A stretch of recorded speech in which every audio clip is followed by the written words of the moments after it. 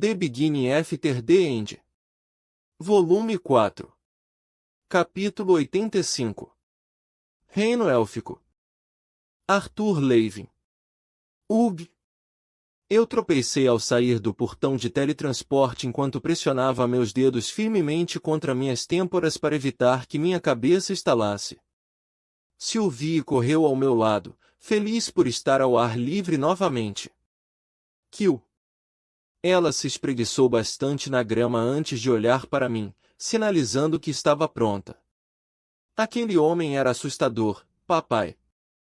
A voz de SYLV tocou em minha mente. Sim, ele também não me pareceu tão fácil de lidar. Respondi.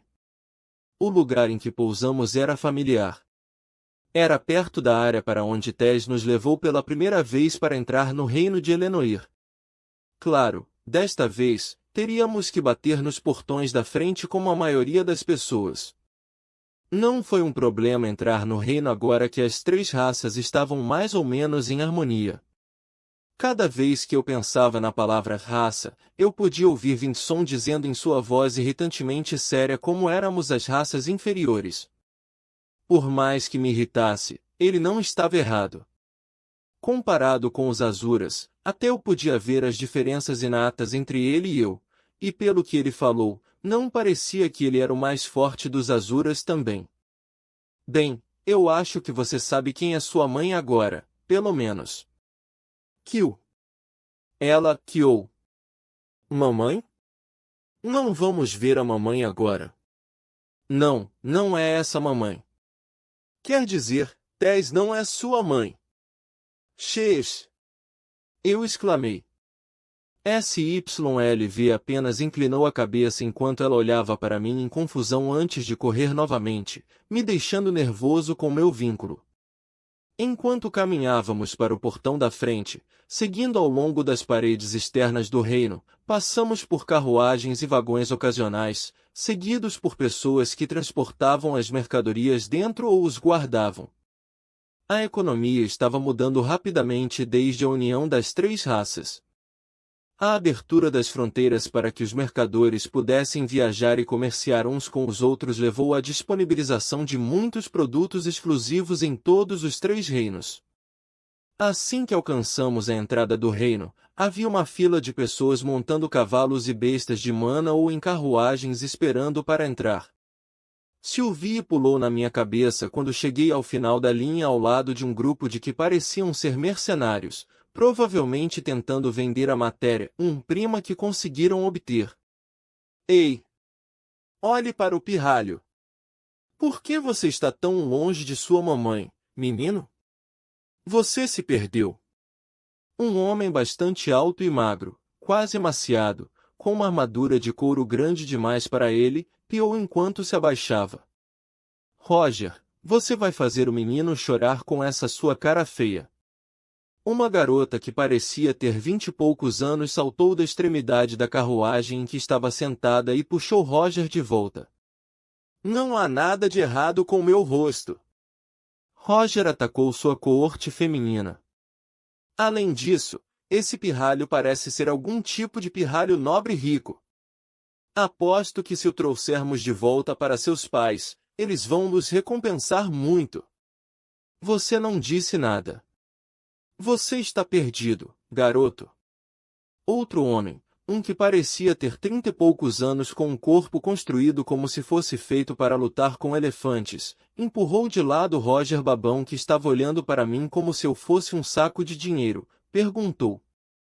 Não, senhor, eu não estou perdido. Tenho alguns negócios aqui. Respondi. Negócios aqui minha bunda. Não tente soar tão snob. Aposto que você acabou de fugir de sua mãe. Duke, vamos pegar esse idiota e entregar ele para o salão da guilda. Roger sorriu enquanto caminhava lentamente em minha direção. Soltei um suspiro enquanto pensava se valia a pena o esforço para enfiar este saco de ossos no chão. Grrr. Sylvie, que estava empoleirada no topo da minha cabeça novamente, levantou-se, mostrando os dentes para o mercenário desnutrido. Esses idiotas estavam pensando basicamente em sequestrar uma criança aqui a céu aberto. Enquanto minha postura permaneceu a mesma, eu imbui uma fina camada de mana ao redor do meu corpo para o caso. Roger, daqui. Deixem o menino sozinho. Uma voz rouca veio de dentro da carruagem. É o chefe. Roger congelou em seu caminho com uma expressão relutante. TCH. Vamos voltar para a carruagem, Roger. Duke estalou a língua e me deu um último olhar curioso antes de virar suas costas largas para mim.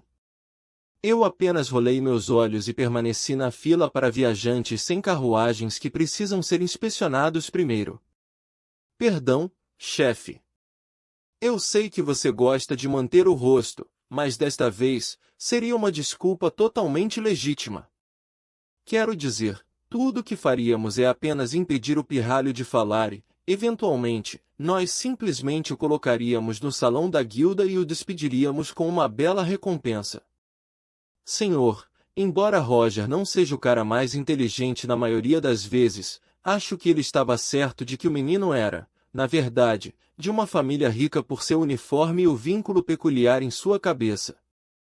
Se você não nos impedisse, acho que poderíamos. Tolos! Você acha que eu estava protegendo o menino? Eu estava protegendo vocês dois idiotas dele. Vocês dois são magos, mas ainda não conseguiram ver as diferenças claras de poder? Mesmo eu não fui capaz de sentir o nível de seu núcleo de mana. Mas, chefe, mesmo se o menino fosse um mago, ele não poderia ter acordado mais do que alguns anos. Cale-se. Saiba que se vocês tivessem saído da linha naquele momento, nem mesmo eu teria sido capaz de salvá-los. Após o primeiro momento de relutância em deixar uma possível criança fugitiva entrar em seu reino, os guardas apagaram suas dúvidas quando eu mostrei a eles o brasão da Academia Shirus, já que mostrar o brasão da família real poderia atrair muita atenção para o meu gosto. Antes de entrar, entretanto, os guardas élficos me deram um severo aviso de que o uso de magia era proibido em todos os casos, exceto nos casos mais extremos. Eu não tive tempo para explorar muito enquanto estava sendo treinado pelo vovô, então ver tudo isso era novo para mim. A cidade em que entramos fervilhava com uma mistura quase caótica de pessoas de todo o continente, rindo e pechinchando em torno de diferentes barracas e pequenas lojas. O reino élfico de Lenoir era diferente do reino humano de Sapin. Uma vez que todo o reino foi cercado por muros, as cidades eram mais como distritos gigantes do que assentamentos separados. Uma vez que o castelo da árvore da família real estava localizado na extremidade da cidade do reino, levei algumas horas de viagem em uma pequena carruagem de transporte. O motorista nos deixou na fronteira pouco antes do castelo, já que não era qualquer um que teria permissão para entrar diretamente. Uma grande diferença da última vez que vim aqui foi que agora havia guardas em torno dos parâmetros do castelo também. Embora eu tenha certeza de que sempre tiveram guardas e seguranças, eles não foram colocados de forma tão descarada para afastar intrusos como eles estavam agora. Novamente, provavelmente o resultado do reino abrindo suas portas para outras raças. Pare. Garotinho, acho que você está um pouco perdido. Um elfo corpulento estendeu a mão e avisou. Ele olhou para mim com curiosidade antes de parar seu olhar em Sylvie, que agora estava ao lado do meu pé. Não, eu sei exatamente onde estou. Se você fizer a gentileza de me deixar passar, ficaria muito grato. Respondi sem dar uma segunda olhada para o guarda enquanto puxava a bússola com o brasão da família real que o vovô Virion me deu na época. Como você tem isso? O guarda corpulento semicerrou os olhos em suspeita enquanto os outros guardas se reuniam ao meu redor. Achei que ter essa bússola significava que um membro da família real a confiou a mim. Eu não pude evitar, mas soltei um suspiro. Quando foi a última vez que tive uma passagem tranquila nos dias de hoje? A partir do portal de teletransporte para os mercenários e agora aqui. Esse pirralho. Ele está sendo sarcástico conosco. Outro guarda rosnou. Suspiro, apenas informe a princesa Tessia ou o ancião Virion que um menino chamado Arthur Levin está aqui para vê-los. Eles saberão quem eu sou. Eu dei alguns passos para trás e me inclinei contra uma das estátuas de pedra que estava na frente da mansão. Bum! De repente, uma parte do castelo explodiu e pedaços do prédio caíram em cima de nós. O que diabos é? Enquanto os outros guardas pularam para fora do caminho para evitar os destroços, aquele que me questionou não teve tempo suficiente para reagir depois de se virar. Eu o ouvi estalar a língua enquanto focalizava mana em seu corpo, posicionando-se entre mim e a peça em queda da parede do castelo. Embora sua atitude fosse rude, acho que ele não era uma pessoa má. Com correntes de mana já fluindo dentro de mim, eu conjurei um vendaval para nos circundar, envolvendo-nos instantaneamente em uma cúpula de vento. Barreira de vento. Voos! Os destroços provavelmente não teriam matado nenhum dos guardas treinados, mas mesmo com o aumento de mana ao redor de seus corpos, não teria sido um local bonito. Eu mantive meu feitiço ativo, percebendo o rosto escancarado do guarda número 1, alternando seu olhar de um lado para o outro entre mim e a barreira contra o vento. De repente, uma figura familiar saltou para trás da saliência do local da explosão, pousando bem ao nosso lado. Vocês estão bem? Ah! Arthur, que bom ver você de novo, pirralho. Desculpa por isso, mas você vai precisar me dar uma mão. Quando vovô Virion voltou seu foco para o local da explosão, eu dispersei meu feitiço. Vovô, o que está acontecendo? Houve um intruso? Bah! Você acha que eu teria tantos problemas se fosse apenas um intruso? Virion estalou a língua em frustração. Então quem? Buon! Vovô! Pare com isso!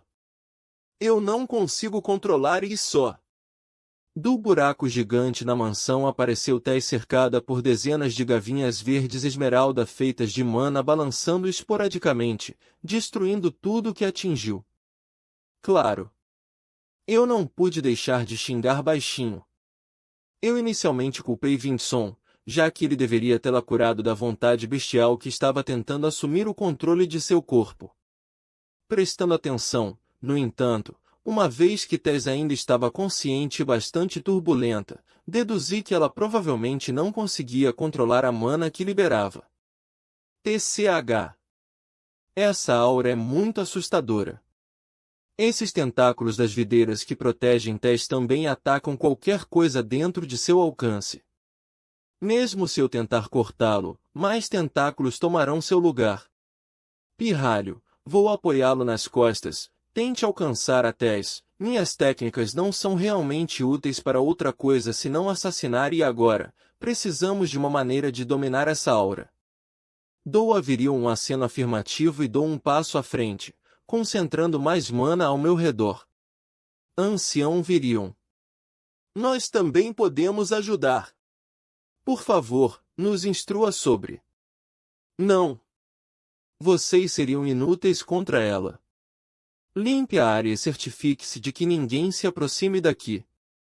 Vovô Virion acenou com a mão sem se virar. Dei uma olhada nos guardas perplexos. Quando eu verifiquei seus níveis básicos de mana anteriormente, eles pareciam estar entre o estágio de sólido a laranja claro, que seria considerado de nível superior considerando suas idades. Mas, ancião, a criança é. Vão, agora. Não tenho tempo para isso. Grunhiu vovô Virion. Essas elites que provavelmente nunca foram chamadas de inúteis em suas vidas murmuraram em confusão, olhando para mim com olhos peculiares antes de limpar o caminho. Sabe, vovô, eles provavelmente ainda poderiam ter ajudado. Quanto menos pessoas souberem sobre os poderes da minha neta, melhor. Pelo menos neste ponto.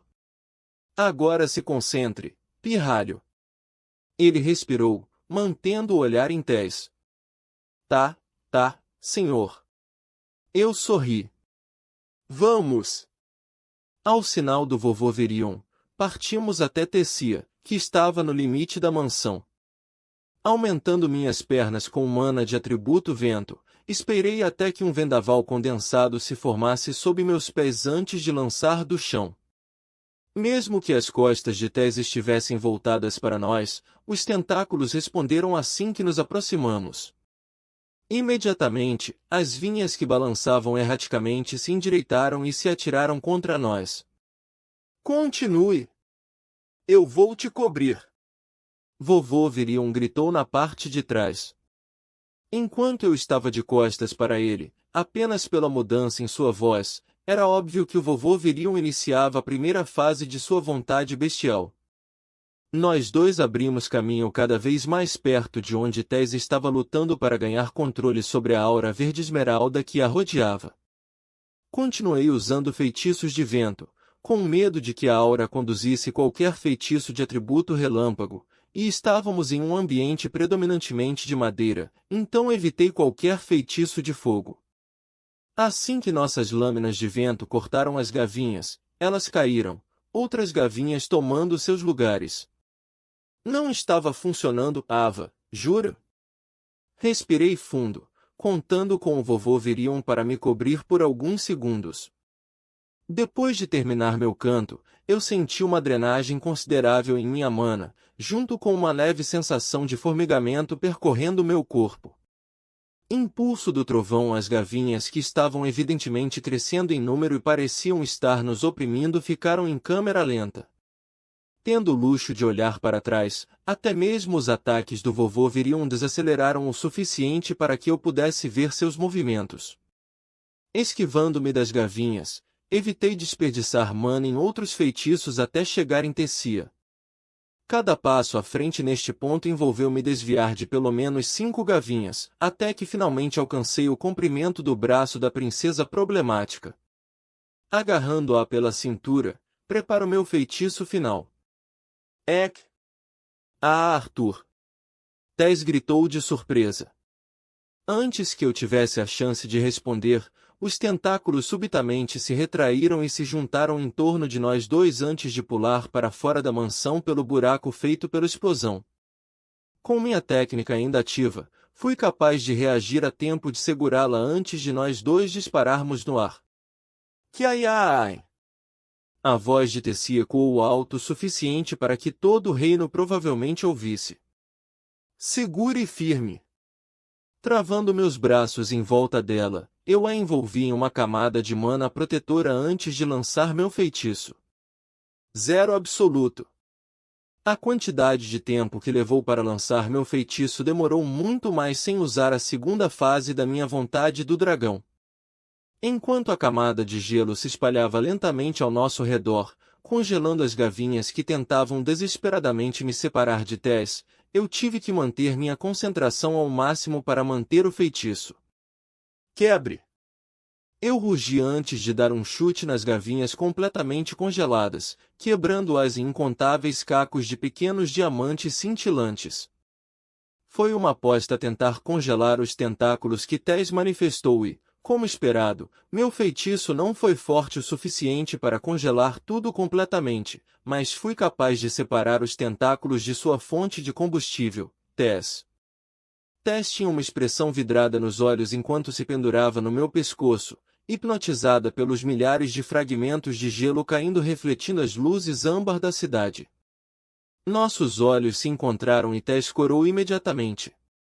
Eu dei a ela uma piscadela divertida em resposta. E aí? Deus Arthur me coma!